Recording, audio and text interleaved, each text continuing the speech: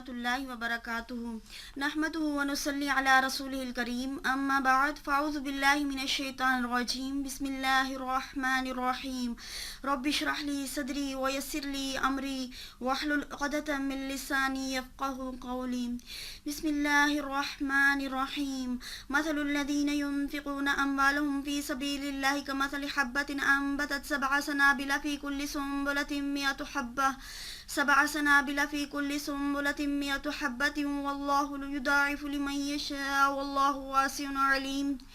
जो लोग अपने माल अल्लाह ताला की राह में खर्च करते हैं उनके खर्च की मिसाल ऐसी है जैसे कि एक दाना बोया जाए, इससे 7 बाली निकलें और हर बाली में 100 दाने हों। अल्लाह ताला जिसके अमल का अजर चाहता है उसकी नीयत के मुताबिक जितना चाहता है बढ़ा देता है।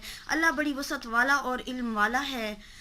हलाल कमाई से एक खजूर के बराबर दिया गया सदका भी अल्लाह ताला कबूल फरमाता है।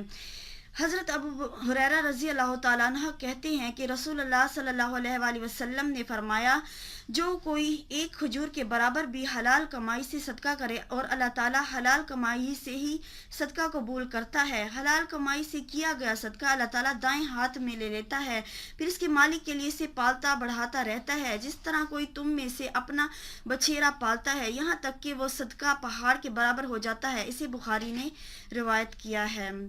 सदका अल्लाह ताला के खुसूसी फजलो करम का बाइस बनता है। हज़रत अबू हुरैरा रज़ी अल्लाह ताला अन्हु नबी अकरम सल्लल्लाहु अलैहि वसल्लम से रवायत करते हैं कि आप सल्लल्लाहु अलैहि वसल्लम ने फरमाया, एक शख्स जंगल में खड़ा था, उसने बादल से आवाज़ सुनी। किसी ने आवाज़ दी कि फ़लाँ आदमी के बाग को पानी पिलाओ। चनाचा बादल एक तरफ चला और अपना पानी एक संगलाख ज़मीन पर अंडेल दिया। अचानक नालियों में से एक नाले ने सारा पानी जमा कर लिया। वो आदमी पानी के पीछे चला, देखा कि एक शख्स अपने बाग में खड़ा है और अपने बेलचे से पानी इधर उधर तकसीम कर रहा है। उस आदमी ने कहा, अल्लाह के बंदे, तुम्हारा क्या नाम है? उसने कहा, फलां। वही नाम जो उसने बादल से सुना था। फिर उसने दरियाफ्त किया कि ए अल्लाह के बंदे, तू मेरा नाम क्यों पूछता है? उसने कहा कि मैंने एक बादल से जिसका ये पानी है आवाज़ सुनी थी कि फलां के बाग को पानी पिला और तेरा नाम लिया। मैं जानना चाहता हूँ तू अपने बाग में क्या करता है? उसने कहा, जब तूने पूछ ही लिया है तो मैं बता देता हूँ कि जो कुछ मेरे बाग में पैदा होता है इसका तिहाई हिस्सा सदका कर देता हूँ, और 1/3 से मैं और मेरा अयाल खाता है और 1/3 इस बाग में लगा देता हूँ। इसे मुस्लिम ने रवायत किया है। सदका अल्लाह ताला के गुस्से को दूर करता है और बुरी मौत से बचाता है।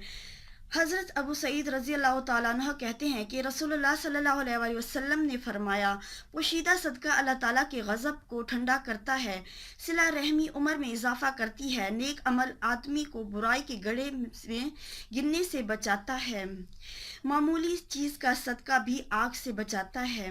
हज़रत अदी बिन हातिम रज़ी अल्लाह ताला अन्हु कहते हैं कि मैंने रसूलुल्लाह सल्लल्लाहु अलैहि वसल्लम को फरमाते हुए सुना, जहन्नम की आग से बचो, ख्वाह खजूर का एक टुकड़ा ही देकर बचो। इसे बुखारी ने रिवायत किया है। सदका के लिए सिफारिश करने वाले को भी सवाब मिलता है।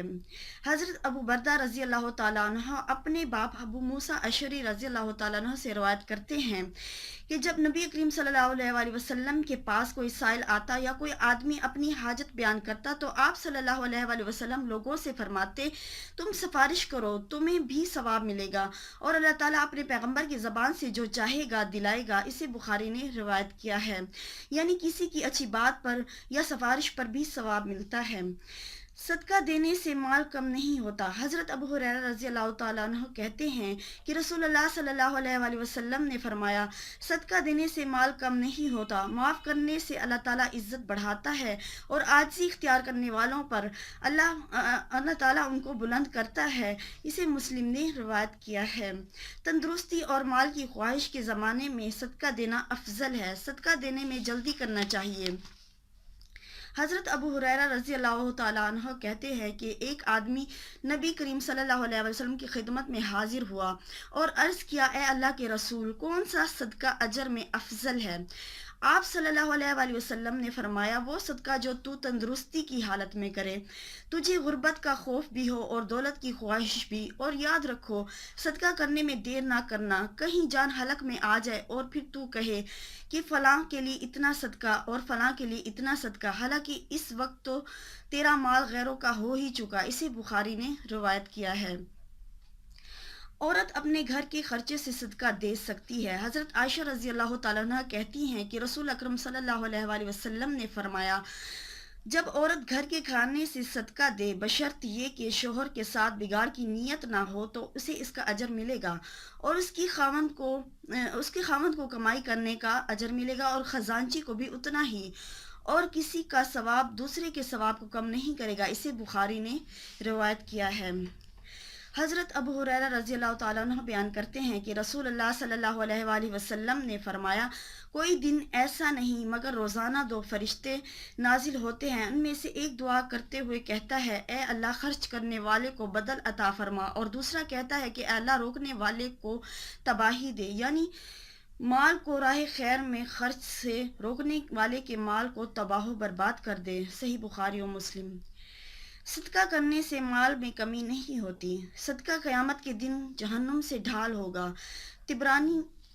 رسول اللہ صلی اللہ علیہ وآلہ وسلم نے فرمایا 7 قسم کے لوگوں کو اللہ اپنے عرش کے سائے میں رکھے گا جس دن کوئی سایہ نہ ملے گا۔ ان میں سے ایک وہ شخص ہے جس نے ایسے انداز سے صدقہ کیا کہ دائیں ہاتھ سے جو اس نے دیا بائیں ہاتھ تک کو اس کی خبر نہ ہوئی۔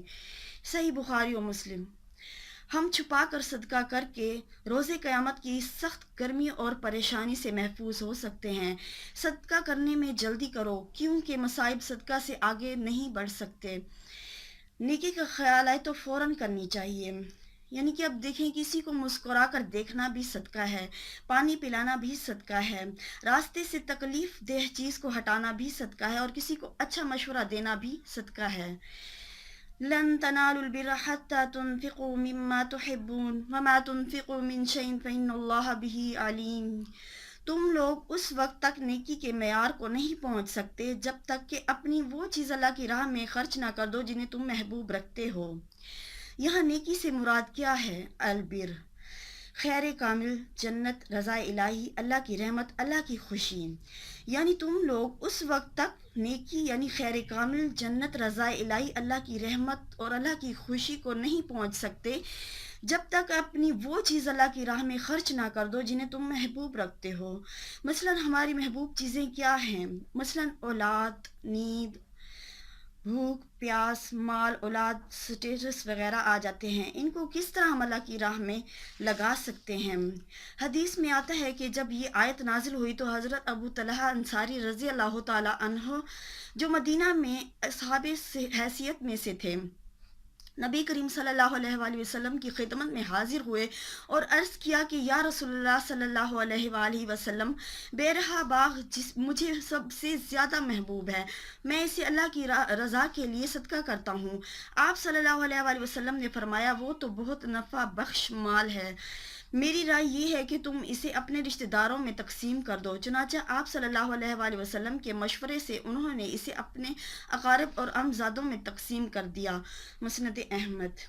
حضرت زید رضی اللہ تعالیٰ عنہ نے جن کے پاس ایک گھوڑا تھا جس کا نام سبل تھا، انہوں نے صدقہ کرنا چاہا۔ آپ صلی اللہ علیہ وآلہ وسلم نے کہا میں یہ گھوڑا سواری کے لیے دینا چاہتا ہوں۔ آپ صلی اللہ علیہ وآلہ وسلم نے اس گھوڑے پر ان کے بیٹے کو سوار کر دیا اور ان سے کہا تمہارا صدقہ قبول ہو گیا۔ بہترین صدقہ وہ ہے جو مال میں سے اپنے خاندان میں خرچ کیا جائے۔ حضرت عمر رضی اللہ تعالیٰ عنہ نے کہا میرے پاس ایک باغ ہے جو خیبر کی زمین زرخیز ہے، اس کا صدقہ کر دوں گا۔ آپ صلی اللہ علیہ وآلہ وسلم نے فرمایا سارا باغ نہ دو، جو پھل ہوں وہ وقف کر دیا کرو۔ یہ آیت صحابہ کرام رضی اللہ تعالیٰ عنہ کے ایمان کی تصدیق کرتی ہے کہ انہوں نے عمل کر کے اپنے ایمان کا عملی نمونہ پیش کر دیا۔ صدقہ کرتے وقت اپنے خاندان سے اس کی ابتدا کی جائے۔ جس کے دل میں اللہ کی محبت ہے تو وہ راستے میں آنے والی ہر چیز کو اس کی راہ میں قربان کر دیتا ہے۔ سارے کا مطالبہ نہیں، اس میں بعض حصہ تھوڑا سا ہی دے دو۔ اللہ تعالیٰ نے فرمایا ہے سورۃ البقرہ کی آیت من ذا الذی یقرض اللہ قرضا حسنا، جب نازل ہوئی تو ایک صحابی حضرت ابو دہدہ رضی اللہ تعالیٰ عنہ نے عرض کیا، یا رسول اللہ صلی اللہ علیہ وآلہ وسلم، کیا اللہ تعالیٰ ہم سے قرض طلب فرماتا ہے؟ آپ صلی اللہ علیہ وسلم نے ارشاد فرمایا، ہاں۔ صحابی نے عرض کیا، اپنا ہاتھ دیجئے۔ پھر ہاتھ میں ہاتھ لے کر کہا، یا رسول اللہ صلی اللہ علیہ وآلہ وسلم، میں نے اپنا باغ جس میں 600 کھجور کے درخت ہیں اللہ کو قرض دیتا ہوں۔ کہتے ہیں کہ اسی باغ کے اندر ان کا گھر تھا۔ سیدھے باغ میں آئے اور بیوی کو باغ سے باہر ہی کھڑے ہو کر آواز دی، بچوں کو باہر لے کر آ جاؤ، میں نے یہ باغ راہ خدا میں دے دیا ہے۔ یہ ہے اللہ تعالیٰ سے محبت کی نشانی۔